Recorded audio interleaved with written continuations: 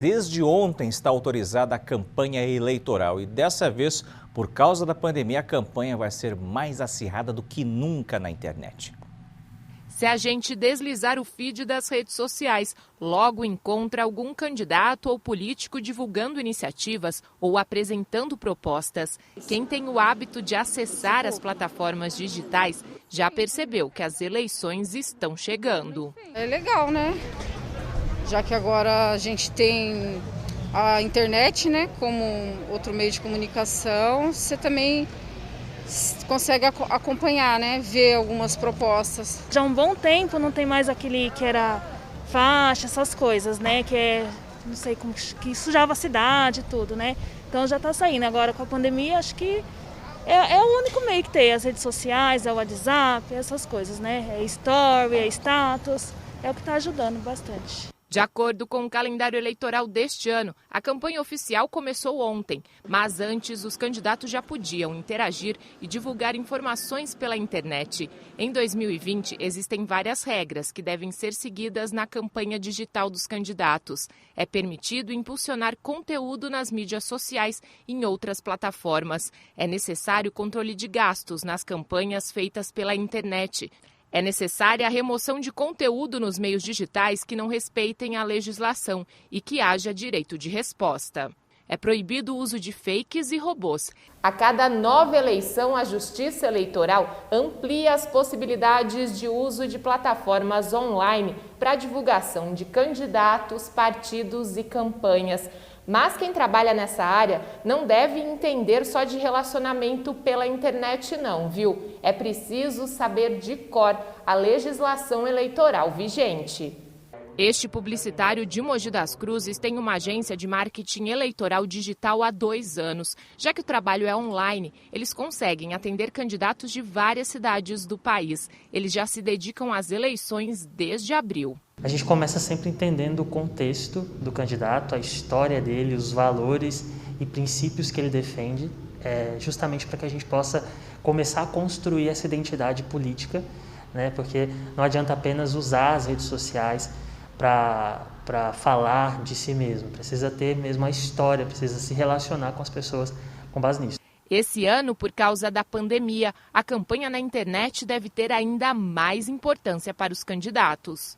As pessoas estão mais em casa, as pessoas estão mais na internet, então o candidato ele precisa usar muito bem o digital, pensando que todo mundo vai estar fazendo campanha digital, então quais estratégias que ele pode usar para criar oceanos azuis, que a gente fala, né?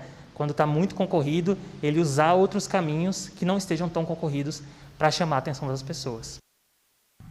Pois aí, a campanha virtual promete visibilidade para os candidatos, mas se não for bem feita, pode trazer muitos problemas também. E para falar mais sobre esse assunto, a gente convidou aqui o advogado Arthur Rolo, que é especialista em direito eleitoral. Bom, doutor, desde ontem está autorizada a propaganda eleitoral, mas já para todos os tipos de propaganda ou a propaganda virtual tem um prazo diferente? Bom dia para o senhor, doutor. Bom dia, William. Na verdade, as formas de propaganda estão autorizadas a partir de ontem, mas tem ainda uma burocracia, porque tem gente que não tem ainda o CNPJ de campanha e não abriu a conta de campanha. Então, aquelas despesas de campanha que demandam recursos dependem da abertura da conta de campanha. Por isso que todo mundo já começou com a propaganda na internet, porque essa propaganda na internet não tem custo, a não ser que você impulsione. Por exemplo, a gente não tem visto impulsionamento ainda, que isso depende da contratação de um serviço específico das plataformas e isso ainda leva um tempinho. Pois é, com tantas ferramentas tecnológicas, né, doutor? As fake news, né, as tão chamadas fake news hoje em dia, devem ganhar força aí nesse período. Tem algum tipo de punição para quem cometer esse tipo de infração eleitoral? Tem punição, sim. A lei responsabiliza objetivamente o candidato que compartilhar fake news. Não adianta o candidato compartilhar sem checar o conteúdo e depois falar, eu não sabia. Se ele não sabia, ele deveria saber, porque ele é responsável pelo conteúdo que ele compartilha. Então, todas as pessoas, mas em especial todos os candidatos, devem checar a veracidade dos conteúdos que compartilham nas suas redes, senão podem ser até caçados em situações mais extremas. Pois é, né? Falando em ferramentas tecnológicas, né, doutor? No caso de alguns recursos, como as linhas de transmissão e o mailing, as mensagens são enviadas para várias pessoas ao mesmo tempo, mas muitas vezes quem recebe não cedeu alguma autorização, né? Isso é permitido?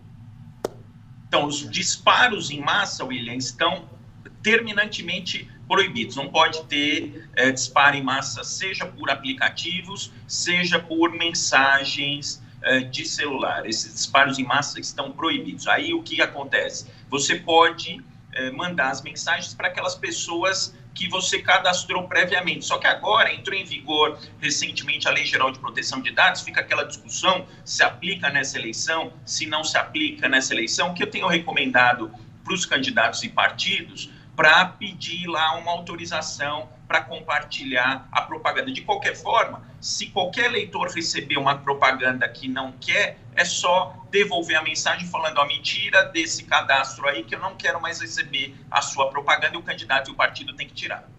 Pois é, no caso de irregularidades na campanha aí vinculado nas redes sociais, como é que deve se proceder, hein, doutor?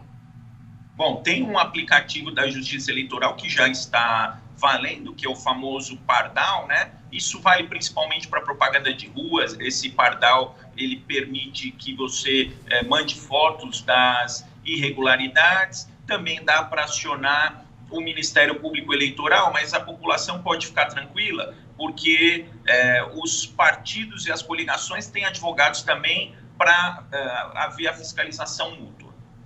Doutor, bom, as eleições desse ano são para vereadores e para prefeitos, né? No caso, a legislação prevê alguma diferença entre elas aqui na internet?